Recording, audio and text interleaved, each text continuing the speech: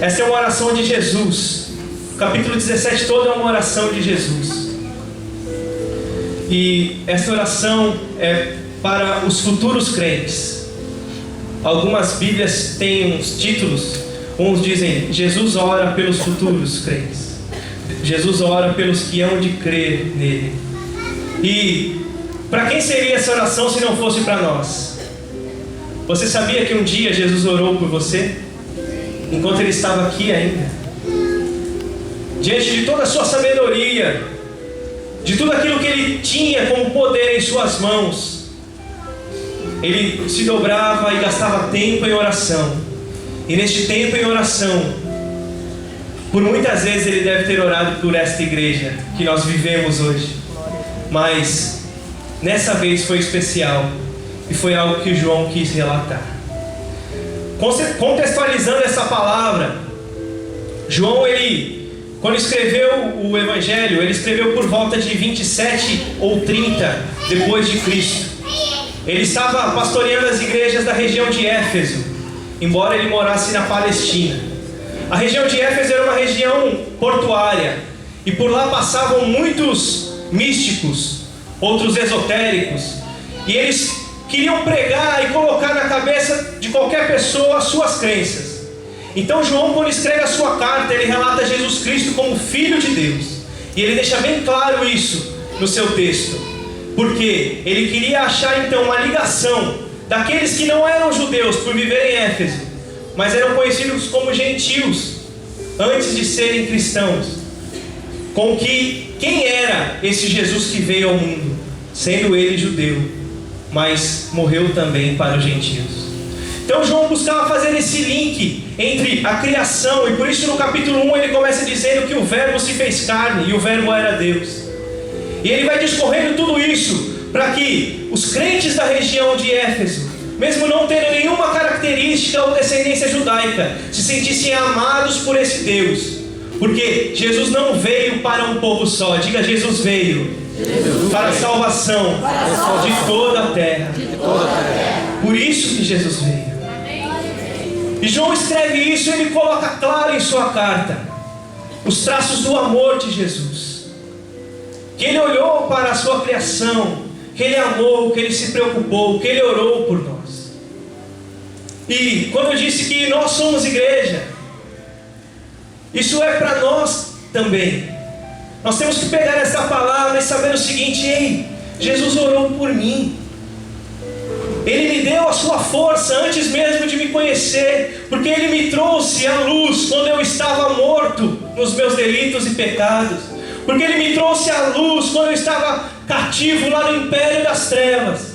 Deus nos resgatou e nos trouxe para o reino do Filho do seu amor. Não é assim que diz a palavra? Por isso que nós temos que entender essa característica do Senhor, quando Ele nos chama para ser igreja. E ministrando para mim mesmo nesta palavra, eu comecei a me lembrar de como foi que eu comecei na comunidade. Eu aprendi aqui também que nós devemos somente pregar aquilo que nós vivemos. E o que eu vivi nesse tempo foi basicamente assim. Minha mãe se converteu quando eu tinha 4 anos de idade, depois da separação com meu pai. Foi um período difícil. Filho único. E minha mãe se preocupava com a criação desse filho. E nós fomos para São Paulo durante alguns anos, porque ela se converteu na Comunidade da Graça, começou um acompanhamento ali. Mas chegou um momento que a gente não poderia ir para São Paulo todo final de semana. E com aproximadamente 10, 11 anos, eu lembro que nós orávamos em casa. E nós, quando meus tios vinham, que já tinham mais tempo de fé, eles oravam e falavam: mostra uma igreja onde tem a palavra, uma igreja onde tem a presença do Espírito Santo, uma igreja onde tem o amor do Senhor, uma igreja que siga realmente os princípios cristãos. E com 12 anos eu tinha, quando minha mãe começou a congregar aqui, e eu, logicamente, como criança, vinha junto com ela. Com 13 anos, eu comecei a participar do grupo de jovens. O pastor Gelson, eu lembro que ele me abordou bem nesse corredor aqui. Nós começamos a congregar na igreja pequena, mas logo depois mudamos para essa igreja. E o pastor me abordou nesse corredor e falou assim: ei, nós temos a reunião de jovens. Era domingo de manhã a reunião de jovens. E ele falou: nós temos a reunião de jovens domingo pela manhã. Se você puder vir, você será bem-vindo. E eu comecei a fazer amigos aqui. Tanto é que quando eu coloco as lembranças da minha infância, dos meus amigos, eu lembro basicamente dos jovens desta igreja. E nós começamos a congregar aqui por uma direção de Deus. E aqui Deus nos firmou. A história da comunidade, desde então, hoje eu tenho 26 anos, ela se mistura com a minha vida. Porque quando eu comecei então a trilhar os caminhos do Senhor, graças a Deus eu tive pessoas, e todo pela direção do Senhor, que guiavam-nos pelo caminho. Desde as professoras da escolinha, quando nos faziam os teatros, quando nos ensinavam a palavra, quando nos ensinavam histórias, passando para os jovens, durante o período que a gente começava a aprender a tocar algum instrumento aqui. O tempo investido em vidas. Meu querido, você não imagina o tempo que é investido na tua vida, no reino de Deus. O tempo que é investido na tua vida em oração, em trabalho, em dedicação, para que mesmo que você se sentindo ainda um pouco deslocado no início da sua caminhada, para que você venha aqui e se sinta à vontade, para que você, quando tenha um abraço de um irmão, você se sinta à vontade nesse abraço, porque esse abraço é o abraço de uma igreja em você, porque você é também uma igreja. Glória a Deus. Amém. E com certeza esse é um pequeno relato do que eu vivi, do meu testemunho até então. E muitas outras coisas aconteceram. Coisas que, meus irmãos, eu podia passar a noite contando aqui. Das vezes que eu chorei, das vezes que eu fui consolado, das vezes que eu fui repreendido, às vezes que eu fui indicado o caminho certo a seguir, estando indo em outra direção. E se nós dessemos a oportunidade nesta noite de 36 anos de história, cada um vier e contar alguma coisa, mesmo os nossos irmãos que hoje vieram pela primeira vez, esta igreja já marcou a tua história, querido. Porque o dia de hoje não dá para você voltar atrás e apagar da sua memória.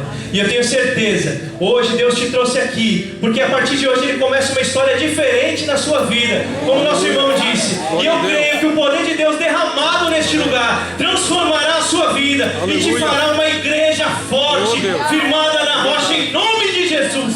Aleluia, glorifica o Senhor. Glória a Deus. Aleluia. Amém. Glória a Deus. Glória a Deus. Glória a Deus. Porque nós temos uma história. Erros e acertos fazem parte, mas nossa história existe.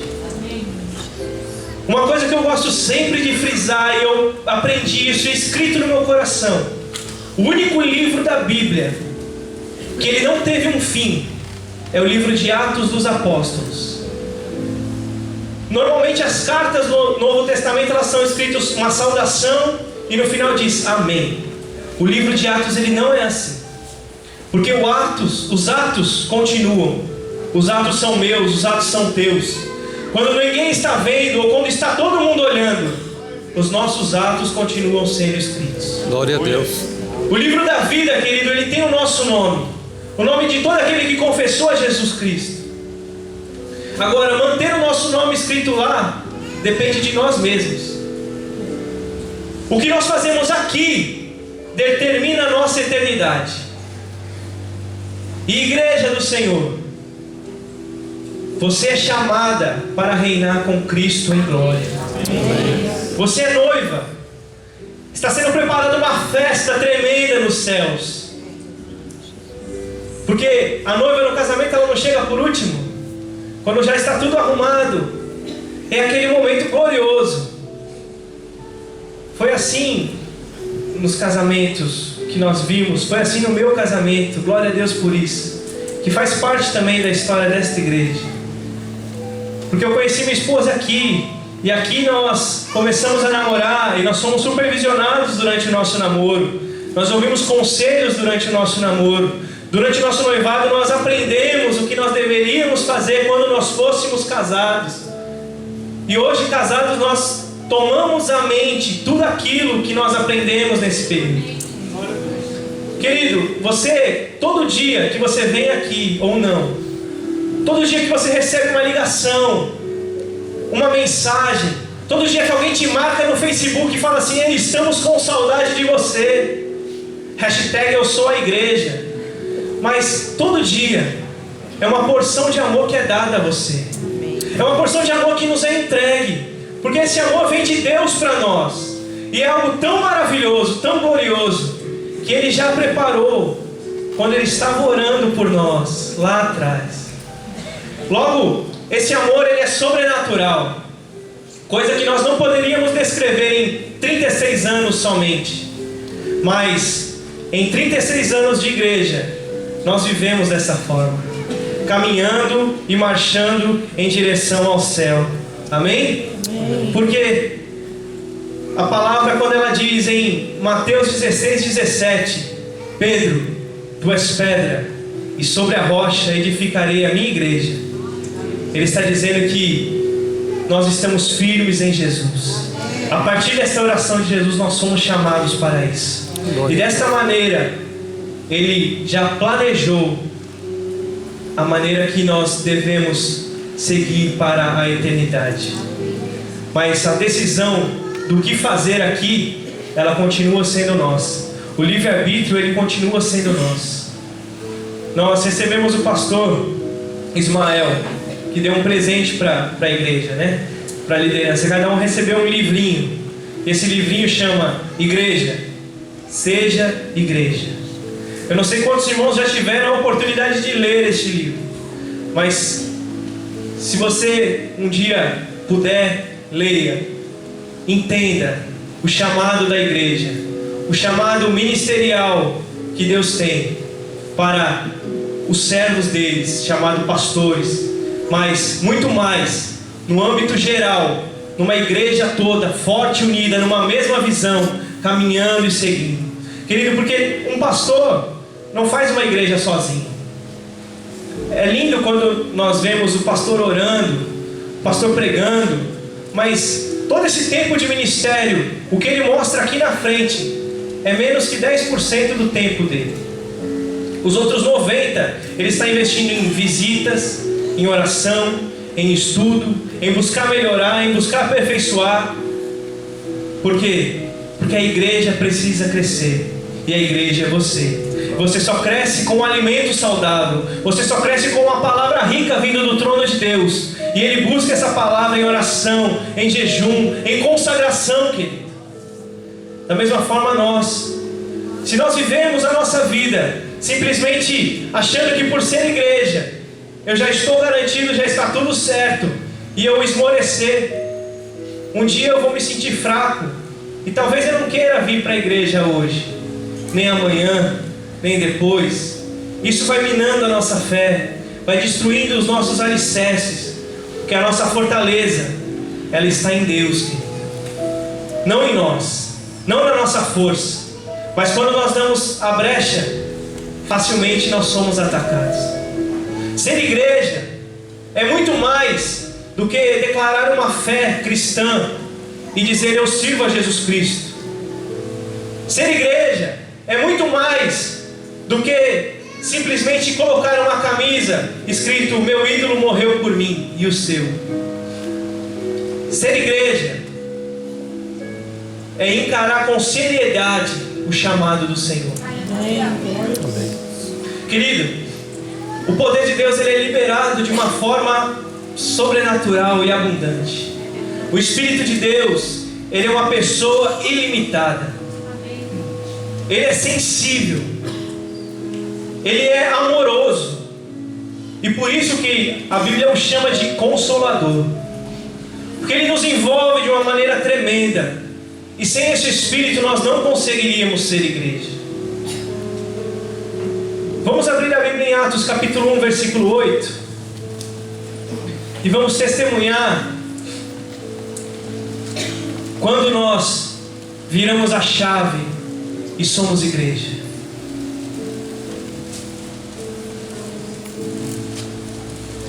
Diz a palavra, Atos dos Apóstolos, capítulo 1, versículo 8. Mas recebereis a virtude do Espírito Santo, que há de vir sobre vós, e semeis testemunhas tanto em Jerusalém, como em toda a Judéia e Samaria, e até os confins da terra. Amém? Ele nos chamou, Ele nos deu as instruções claras, e Ele também nos deu como fazer. Ele nos deu o combustível para isso. Ele nos deu a liberdade de termos o Espírito Santo. Se nós lemos o final do livro de João, nós vamos ver que quando os apóstolos estavam na praia ainda, Jesus os trouxe junto com eles, os refez, os trouxe de volta à fé para caminhar com eles, e soprou sobre eles o Espírito Santo, diz a palavra. Mas eles precisavam de uma coisa: eles precisavam do poder de Deus, para que esta palavra fosse pregada e dia após dia, e chegasse até nós sem nenhuma interferência humana.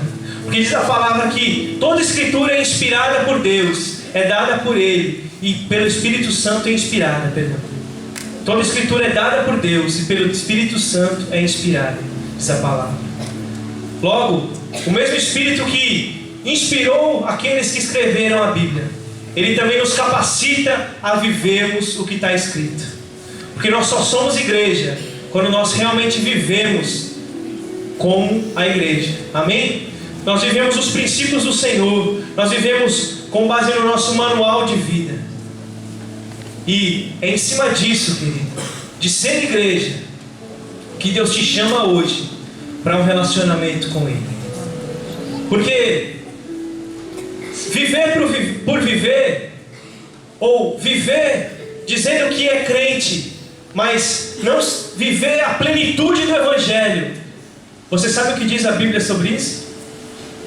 Paulo escreve dizendo que se nós não vivemos Cristo em sua plenitude, e a palavra em sua plenitude, nós somos os mais infelizes da terra. Olha que palavra forte. Olha que palavra forte. Eu não quero ser mais infeliz da terra. Nós gostamos quando nós lemos a Bíblia e vemos que, olha, se nós cremos no Senhor Jesus, será salvo nós e a nossa casa. Crê no Senhor teu Deus e comerás o melhor desta terra. Viva em obediência, que você será bendito no campo, na cidade. Onde você for, os teus filhos serão abençoados. A tua parentela será abençoada. Tuas criações serão abençoadas. Tudo o que você fizer prosperará. Olha que palavra abençoada. Mas se de repente nós nos deparamos com um texto que diz que, olha, põe em ordem a tua casa que morrerás. Meu Deus! Mas a nossa preocupação tem que verdadeiramente ser viver a palavra do Senhor. Viver a palavra de Deus em tudo que ela ensina. Porque desta maneira nós somos igreja. Eu fico muito feliz de vir aqui. Hoje eu não estou aqui todos os dias, mas eu fico muito feliz de vir aqui e olhar pessoas que eu conheço. Glória a Deus. Mas eu fico mais feliz se eu vejo aqui pessoas que eu não conheço. Porque essa é a prova que o Espírito Santo continua trazendo vidas para serem salvas. Depois do recebimento do Espírito, nós lemos um texto que diz que 3.000 almas foram salvas. E nós vamos ver mais à frente que o Senhor ia acrescentando a cada dia aqueles que iam sendo salvos. Hoje, com a comunidade em Santos, eu entendo muito mais coisas, pastor. Mais decisões que durante um tempo eu não entendi. Porque é uma responsabilidade tão grande cuidar de vidas, querido. É uma responsabilidade tão grande acordar todos os dias sabendo que um irmão seu está internado no hospital, que você está orando por ele, para que ele volte para casa, para que ele volte saudável. Nós tivemos um episódio lá em Santos, o irmão Raimundo, esposo da irmã Magna. O nosso irmão, ele se converteu depois dos seus bons anos vividos. E de repente, a gente recebeu uma notícia que ele, por uma questão de diabetes, ele teria que amputar o pé. Imagina uma visita ao hospital para falar para esse irmão que Deus ama a vida dele. Como fica a cabeça de uma pessoa que colocou a sua vida em disposição à igreja. E nós temos que ir buscar em Deus a resposta. Porque se nós olharmos da nossa maneira humana, nós vamos falar assim: meu Deus, e agora? Mas quando nós buscamos em Deus a resposta, nós vemos que não importa o tempo que foi vivido com os 2 pés, para entrar no céu ele vai ganhar um corpo novo. Deus poupou a vida do irmão. Ele fez um milagre, querido. Você não imagina o que aconteceu. Ele tinha que arrancar o pé todo. Ele arrancou os dedos, metade do pé, porque Deus tinha que fazer o tratamento naquela família. Depois nós fomos lá fazer um culto. Naquele dia, uma alma se converteu ao Senhor, e o filho falou que ia voltar para Deus, porque tinha visto no pai e na mãe a presença do Senhor. Aleluia. Querido, Deus trata da maneira que Ele quiser, mas nós somos igreja. Com o papel de igreja, você tem que estar no lugar certo, na hora certa. Usar as ferramentas que Deus te dá. Eu tenho acompanhado na internet o que os jovens têm feito com o Facebook. Muito bom a ferramenta.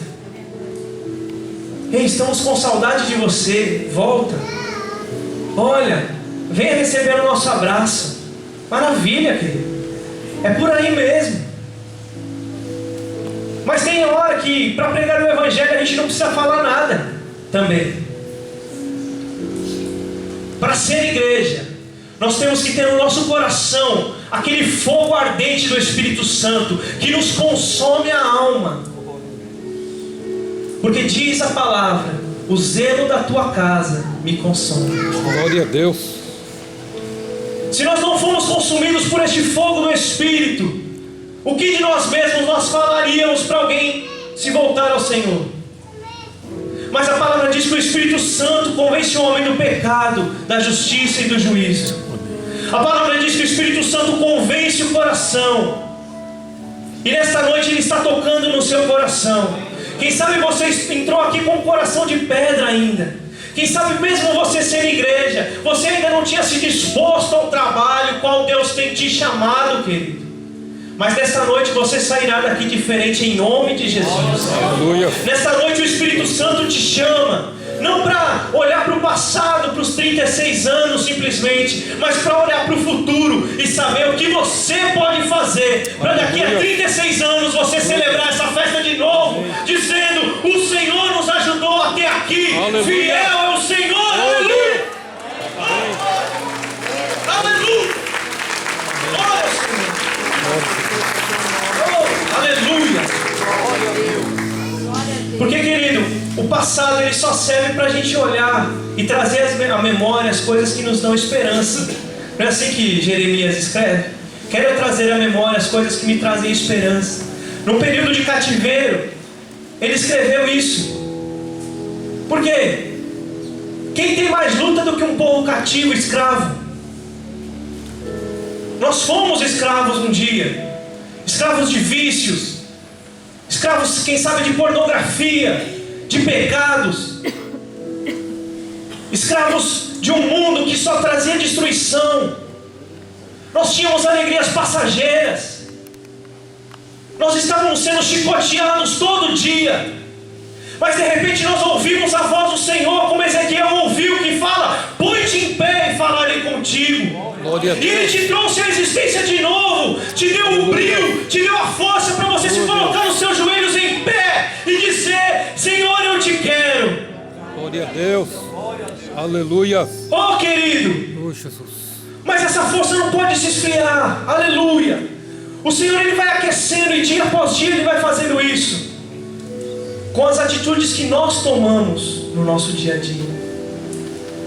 Se nós queremos ser abençoados, nós temos que aprender a abençoar. Se nós queremos ser servidos, nós temos que aprender a servir. São princípios bíblicos, princípios de Deus. Quem quiser ser o primeiro, que sirva a todos, diz a palavra. Além disso, para Deus muitas vezes o mais é o menos. É na simplicidade. Quantas vezes eu olhei assim e só vi o pastor Luiz coçando a cabeça, olhando por baixo assim, por cima do óculos assim. Isso é exemplo de Deus. Porque quantas vezes, quando queriam apedrejar uma pessoa, Jesus fazia o quê? Escrevia na areia. Ele ficou calado. E quando falou, todos se calaram. Diante de uma multidão enorme que dizia: crucifica, crucifica, ele não deu uma palavra. Ele seguiu até o fim, por amor a mim e a você. Porque ele queria que nesta noite nós viéssemos a entender que para ser igreja nós temos que seguir princípios. E os princípios, eles vão contra qualquer tipo de rebeldia. Princípios, quem seguem são pessoas corretas. Porque um princípio ele não precisa estar escrito em algum lugar, mas ele precisa estar gravado no coração. Ninguém julga por aquilo que não conhece.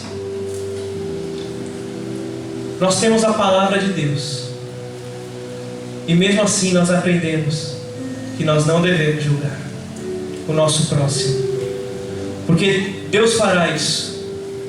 Mas nós também temos que entender que existe uma preocupação genuína de Deus com as nossas próprias vidas, e os nossos atos nós daremos conta ao Senhor. Ser igreja é compreender o outro, mesmo sem você ser compreendido. É você abrir mão daquela sua vontade, por saber que vai ser melhor lá na frente. Ser igreja é ser perseguido por amor de Jesus. É quando de repente todos estão falando alguma coisa, você se declarar cristão e manter firme a sua posição. Ser igreja é aprender a receber a correção de Deus quando agimos como filhos rebeldes. Nós queremos muitas vezes o bem do Senhor e não aceitamos a correção, mesmo sabendo que Deus só corrige os seus filhos. Ser igreja é não compactuar com o pecado, seja ele qual for, e nos arrepender das nossas obras mortas todos os dias. Ser igreja é ser testemunha cheia do Espírito Santo para proclamar as virtudes daquele que nos chamou. Aleluia. Ser igreja é ser noiva de Cristo, família de Deus. Aleluia.